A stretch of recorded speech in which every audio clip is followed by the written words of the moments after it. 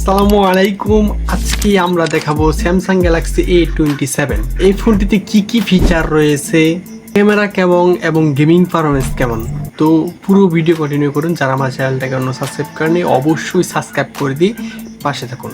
Samsung Galaxy A27-এ রয়েছে premium design এবং slim একটা বডি।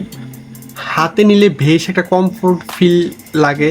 মোটামুটি ডিজাইনের দিক থেকে স্যামসাং গ্যালাক্সি A27 খুব ভালোই করেছে।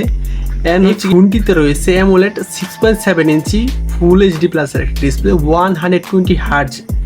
এতে রয়েছে যা যা উজ্জ্বল এবং স্মুথ পারফরমেন্স দেয়। ভিডিও দেখা, সোশ্যাল মিডিয়া স্ক্রলিং খুব ভালোই আউটপুট এই ডিসপ্লে থেকে পাবেন।